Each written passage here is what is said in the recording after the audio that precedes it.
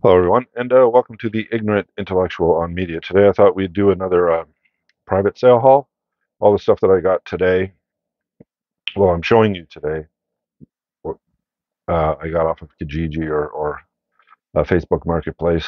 Um, I haven't gone to the thrift shops in a while because um, I'm trying to clean up my basement or my den in order to make it more comfortable. As you can see, I'm sitting on my couch instead of back at my desk behind me um, because my couch is actually empty enough. First time in a couple of years it's not stacked with stuff, magazines or baseball cards or movies or something else. Um, I'm actually reducing the amount of stuff that I'm buying to resell in order to shrink the amount that's in the basement so that I can actually have a livable space. So it's working out. I used to have all these stacks of boxes here, and this couch was over there. Um, and I just what I did was I bought a 3x4 Calyx shelf. You know, the ones that are popular with um, LP buyers, record buyers, because each one of those squares is about the same size as an LP, and so people love to buy those and put their LPs in them on display or whatever, right? So I bought one, a 3x4 one, and where this couch was over there, I put that there, and then I took all the crap that I had in all the boxes that were all stacked up here.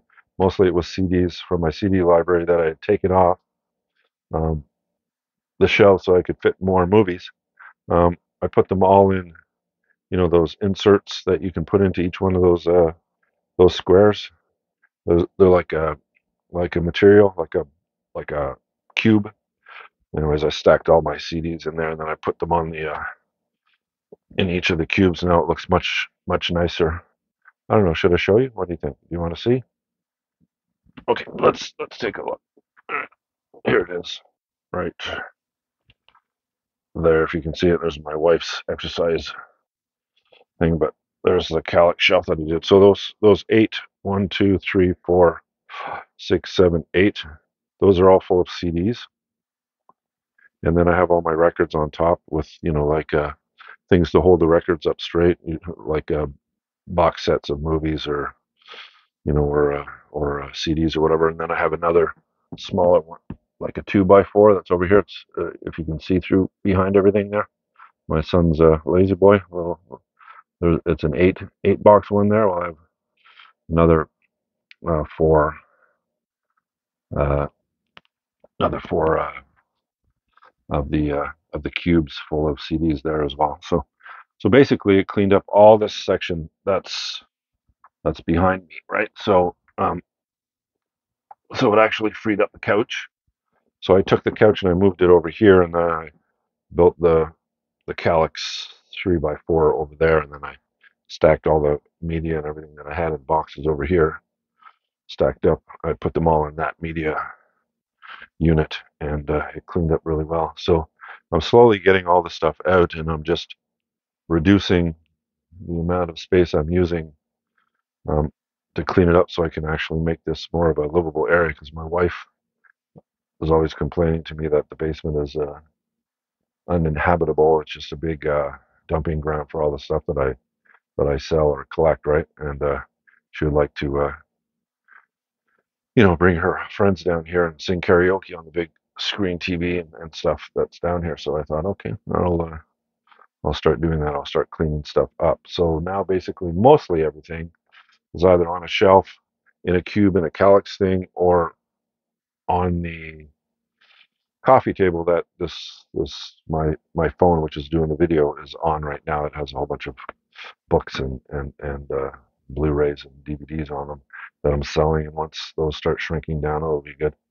Um, I'll have more room. I can probably maybe fit a lazy boy. I was thinking actually about getting rid of this couch and having a lazy boy here and a lazy boy here, and then another 4x4 Calyx shelf in between. That way I can put more crap that's around the basement into a storage area, and then it'll just really clean everything up, and you'll be able to walk everywhere, right? So it's pretty cool. Anyways, I'm digressing. it's been a project of doing. So I haven't been going to the thrift stores lately because I'm trying to, you know, reduce and uh, clean up, organize, right? So while I'm doing that, I'm curating my film library slowly. Getting rid of DVDs when I'm getting the Blu-rays, getting rid of the Blu-rays when I'm getting the 4Ks, and taking some of the films that are in my collection that I'll never watch again or whatever, and I'm taking those out and replacing them with replacing that space with a with a a higher caliber movie or a higher caliber you know Blu-ray or 4K or whatever, right? So basically, I'm just kind of upgrading mostly because I have like 6,000 films. So the only part of my film library that's really expanding now is the Criterions. I'm just up over 500 Criterions now. Um, I think I just broke the threshold today of 500. Well, I have more than 500 films, but 500 Criterion selections that if you were to go on the website and put in 297, it would give you a box set or a movie or whatever, that kind of thing. I just passed 500. I know there's like maybe 12 or 1300 in the whole collection. So I don't know if I'll ever really get to the end of it because I may buy like in a month. Let's say I find six or seven of them. Well, every month they put out three or four of them, right? So I'm always like slowly catching up, but I'm not really catching up, right? Not that quickly. Um, anyway, so what I did in the last week or so is increase my Criterion collection, and I bought a bunch of Arrow stuff as well, and I found a Bob Dylan box set that I was extremely excited about because the guy had it on for like a really low price because new it's like I don't know, like $250 or something, and I got it for I think I got it for 50, 60. What was it?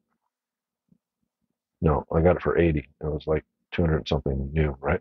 Anyways, I'll show you that too. Anyways, this is going to be a quick private sale haul that I got. So let's do the Dylan one first, okay? So um, who put this out? It's a bit damaged because the person didn't protect it, but okay, so here it is anyways. So this is the Bob Dylan Complete Albums Collection Volume 1. Now, Volume 2 has not come out yet. This goes all the way up to um, Tempest is the one. So all the albums before Tempest and going back, they're all here. All right. So total discs, there's 47 discs in this, plus a really nice booklet. All right. So you got the complete album collection. Right. So really nice. Um, Lots of good images and everything else in it. So you have the really it's a thick booklet, all right, in a nice box set. And then each one of the albums is here, right? So there's Bob Dylan's first album, right? So it's basically a replica of the LP, right? You can notice that. I have to put it closer. Right? So it goes all the way through his. So even if you don't get volume two, because volume two is all the more recent stuff, if they put it out, that is. Um, freewheeling Bob Dylan, freewheeling Bob Dylan, right? So anyways, it goes through all of them, all the great albums. So this saves me lots of space because I have all of his albums, right? Of all of his albums, I don't know if you can read that or not, but um, all of his albums, and now I don't have to have all the individual CDs. I can just have one really nice box set, right? But because he didn't protect it, right? Didn't put it in plastic, moved it around. See there? There's a nice crack there, damage to the corners. So I will be sealing this up after I listen to it. All right, so I'm going to be listening to a lot of Bob Dylan because there's a lot of albums I actually really haven't heard. I've Highway 61 revisited, Blood on the Tracks, Blonde on Blonde, all of his major um, albums I've listened to, but some of the more obscure or 70s stuff I haven't listened to as much. So that'll be cool. All right, so this I got off one guy in one sale. Um, then a few days later, I picked these three Criterions up for. All right, so this one, Pale Flower, uh, Masahiro Shinoda. All right, this one I have not seen, obviously, but it's number 564 in the collection. All right, and this one isn't new. All right, and then he had the Night of the Living Dead, which is number 909 in the collection. I already have this one. All right, but it's on DVD, I think, and so now I have the Blu-ray. All right, and then he had Bright Summer Day. All right, and or sorry, Brighter Summer Day, and this one is new, still in its shrink wrap, right? So that's pretty cool. Got those. Now, if I would have bought those new, even if I didn't pay shipping, or it would be like, what are they, 33? So it would be about $100 that I would buy these if I was to buy these new, without tax, without shipping, without everything else. Okay, is that shining from the light? Yeah, it is. Um, well, I got this for 60. I think I got it for 60. All right, and then after that,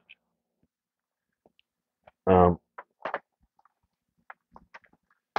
I got this off a guy out of town, and he shipped it to me, and it's Billie Eilish's first album. All right. Now, if you can see, it's a digipack, right? It's made of paper, so you got to put it in a plastic. He actually put it in a Ziploc bag, but Ziploc bags are not acid free. So what if you use a Ziploc bag to protect your stuff? After a while, the acid's going to eat away at the paper. Okay, so you want to get acid free stuff. All right. So this is Billie Eilish first album. In previous videos, I've spoken about Billie Eilish. This is When We Sleep. Where do we go? Right? When we when we all fall asleep, where do we go? All right. So that is a devilish looking image of her with her eyes whited out. Right? Pretty spooky. But the album is extremely good. This one and the next one after this, really, really good stuff. It actually, like I said in my previous video, it broke through the cloud that modern music is when you're listening to music as an older man, right? You mostly already have your tastes in music wrapped up, and now you're just expanding on the stuff that you've heard before, like for example Bob Dylan, right? Um, uh, so new stuff kind of gets pushed to the side. Like I know music pretty good from, let's say, maybe 2010 going backwards, but anything after 2010 going forwards, I don't know much about it. I mean, you hear it. If you have the radio on in your car, you'll hear some stuff, but that's more, like Lady Gaga and things like that, the more mainstream stuff. But this broke through it all and broke and went into my brain. And man, that is some extremely good music. All right, I really like mellow music, uh, female led vocals in mellow music, extremely good. So I found this. I got this for, I think it was $12 altogether, including shipping. So not too bad. All right. We will put it in this bag until I get a proper bag for it. All right. And then um, this other dude had. You ever hear of Garagehouse Pictures? Have you ever heard of those guys? Anyways, they came up with this film, like a boutique film, region free. All right. And it's called The Satanist. Have you ever heard of this film? I don't know. I heard good things about it, and it actually comes with a second film as well, Sisters in Leather. All right, so I picked this one up, uh, and he also had this one, the Eros Truo Ishii's Inferno of Torture. This looks like a Japanese exploitation film, I think, and maybe this one as well, two exploitation films. So I have not watched either one of them. So, but when I saw he only wanted, like, what was it? I can't recall. It was under $30 for the two of them anyway. So I went, yeah, I'll pick that up and I'll see what these two films are like. If you guys have seen these, let me know in the comments. All right. And then another guy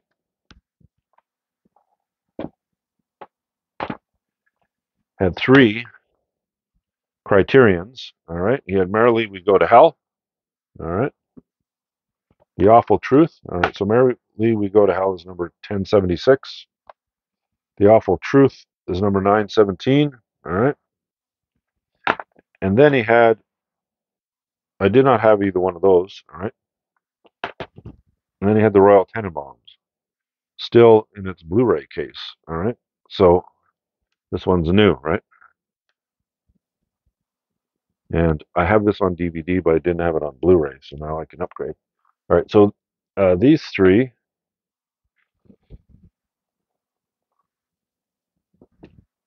15. What was it? Was it 45? I think it was 45 for the three of them, if I remember correctly. All right. So that added three more to my criterions. And I also got some stuff previously that I hadn't listed yet because, I'm trying to watch some stuff so that when I'm doing these videos, um, I can talk about some of the films, not just show them to you, right? That gets kind of boring. So I watched two movies. Like I said, I'm cleaning up my basement and I'm actually watching House MD. Um,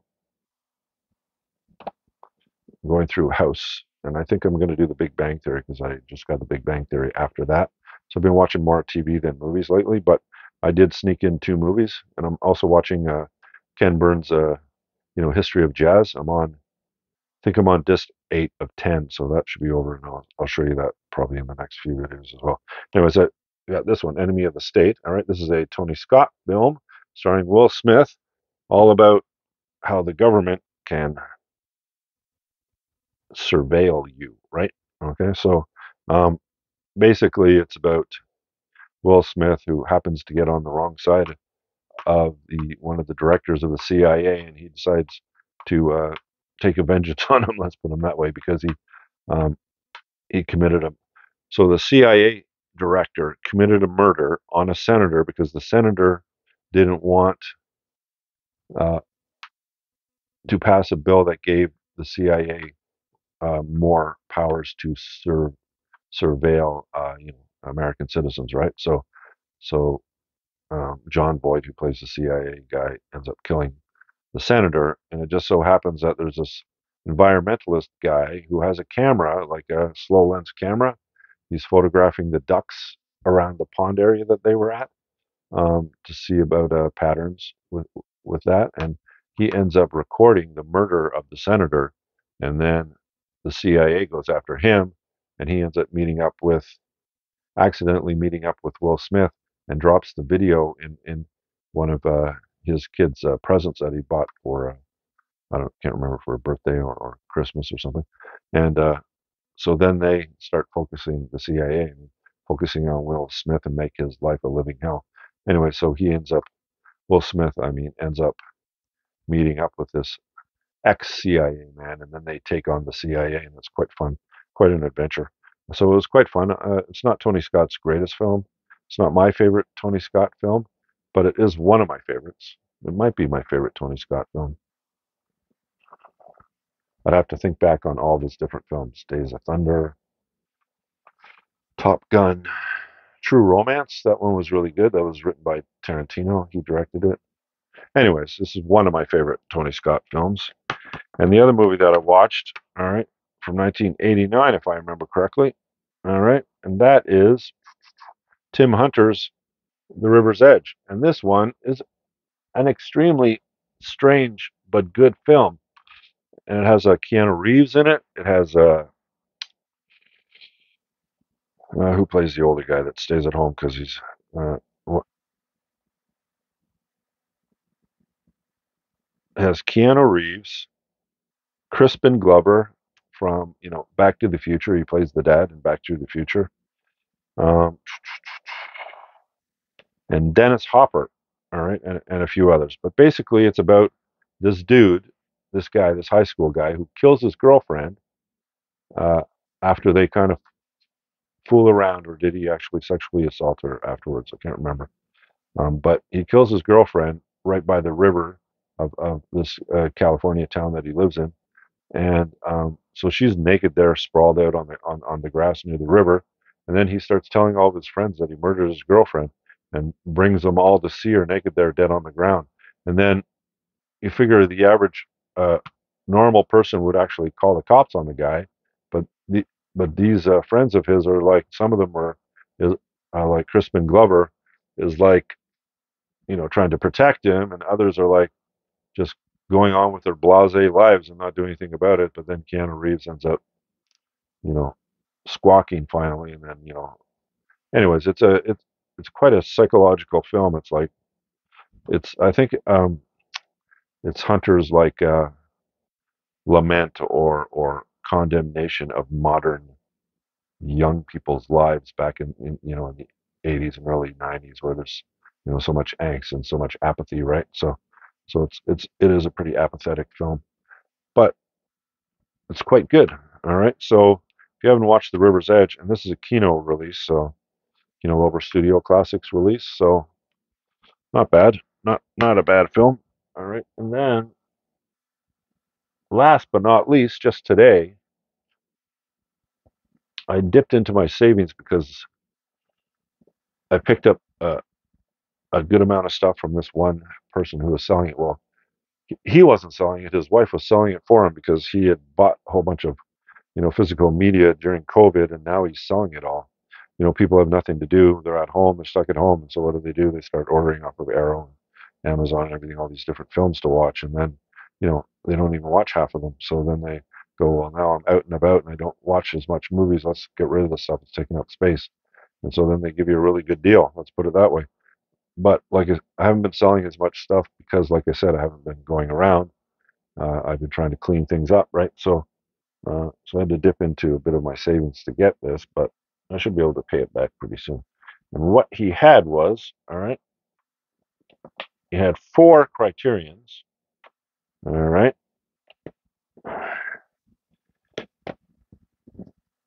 He had Ghost World, all right. Terry's Zwigoff film. This is an extremely strange and cool film, all right, and came out in 2001, so 23 years ago. I watched it when it came out, um, and I was quite impressed with it.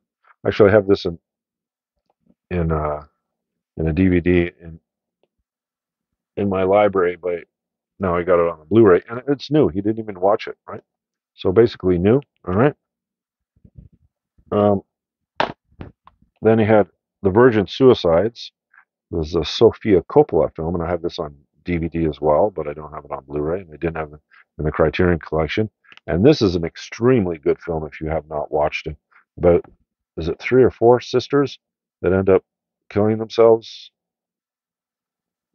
and the boys that were involved with them and how they react to it? It's an extremely, yeah, you're going to be uh, affected by this film. This is a film that will affect you. All right. Um, then we have Me, You, and Everyone We Know. Miranda July. All right. I have this on DVD in my collection, but I didn't have it on Blu-ray, so I can upgrade. And this one's new as well. You didn't even watch it, right? All right. So he watched The Virgin Suicides, right? No, I think this one is new as well. No, he watched The Virgin Suicides. He didn't watch Ghost World. He didn't watch Me, You, and Everyone We Know. All right. Watched that film, but I can't remember it right now. And then he definitely watched this one, which is number, oh, I didn't give you the numbers, right? So 1026 for Me, You, and Everyone We Know. Virgin Suicides is 920. All right. And Ghost World is 872. And then he had this one, Silence of the Lambs, a nice box set Blu-ray. And it's number 13 in the collection. All right. So um, I already have this film, but I only have it on DVD in the collection. I didn't have it on Blu-ray, so I can update it. And this is probably, well, I think The Exorcist is probably the greatest horror film of all time. But thriller-wise, if you you know, if you kind of skirt the line between horror and thriller, like this movie does, This is probably the greatest horror thriller type of film that I've seen in modern times. I mean, anytime you mention thriller, you got to mention like Alfred Hitchcock and all of his library, right? But extremely, extremely good film if you have not seen this, which I'd be surprised if you haven't. Basically, it's about a serial killer who helps an FBI agent to catch another serial killer. And then, the whole Hannibal Lecter film, you know, started. There's like four of them, I think. So, but the first one was Silence of the Lambs on film. I think it was the second in the book series by I can't remember the name of the writer. Um, but there was like four books in I think 3 or 4 books that he wrote about Hannibal Lecter. The intellectual psychologist who's just also happens to be a cannibal. All right, um, so yeah, so he had those four criterions. So then he had this one, which is a beautiful Arrow video of Battle Royale, another really really good film, Japanese film. I don't know who directed it, but it had Takeshi uh, Kitano in it as one of the teachers. Kinji Fukasaku. Kinji Fukasaku. Basically, this is about now. You know how the Japanese are very, very much into respect, right? They bow, right? They give honor to people. I mean, they commit ritual suicide if they do something incorrect. I mean, in their history, anyways, right? So there's a lot of things about honor and a lot of things about respect in Japanese culture. And this film is basically about a bunch of Japanese teachers who are feeling disrespected by the students because the students aren't paying attention. So they bring them on a field trip and they go out onto an island. And basically, the teachers say, off you go onto the island, and only one of you is going to come back alive. And so it's basically a survival of the fittest, kill uh, type of thing because, they were sick of being disrespected by the students. So, anyways, it's like it's a film, right? It's overreaction or whatever. And it's new. He didn't even open it. Nice Arrow box set of the film. So I picked that up. Then he had, what else did he have? Okay, he did watch this, so that's kind of cool. This is Female Prisoner Scorpion, the complete collection, also put out by Arrow. A really nice hard box set. So it has 4 Blu-rays in it. All right. Has Beast Stable,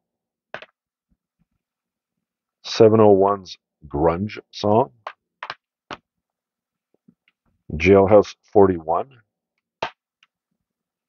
And what is this one? This one is Female Prisoner 701 Scorpion. All right, so this is probably the first film. Basically, this is like exploitation films, women in prison films. One of the more uh, famous group of films for women in prison exploitation films. So that was kind of cool. I found that. All right, and he did watch that one because it's out of its package. But last but not least, he also picked up Chan Park Wook or Wook Park Chan. Which one is his first name?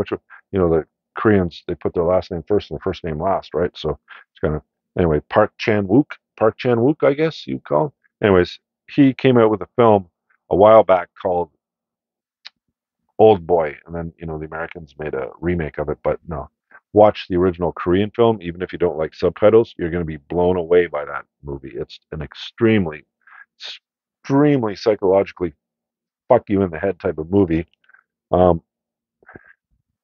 but anyways, I don't want to kill it. I don't want to talk about it at all. That's how good of a movie. I'd put that film in a top 100 list easily, right? But he had 2 other films that are really good as well. All right, Sympathy for Mr. Vengeance and Lady Vengeance. All right, so it's a trilogy, a Vengeance trilogy, right? Um, and Arrow put out a nice Blu-ray box set of it. There it is. All right. And it's still new, still in its packaging. All right. You didn't watch this one either. And so I got that as well. So I got Battle Royale for Criterions, Vengeance Trilogy. Most of the stuff is new or only watched once, still in its wrapper half the time, and Female Prisoner Scorpion. All of that, I calculated it $160. 160 cost me $160. $160. All right. So yeah. So 20, 40, 60, 80, 180. Yeah. $160. Um so I had to, pull some money out of my bank. But I will pay it back eventually. So that's basically the films that I got recently, and the one CD and two films that I watched. All right. Um, so I got lots of more stuff to watch and listen to. It's Bob Dylan Treasury, right? So hope you liked the video. If you did, leave me a thumbs up. Think about subscribing. If you so choose, I would appreciate it, but no pressure. And I will talk to you in my next video. And you have a great day. Bye for now.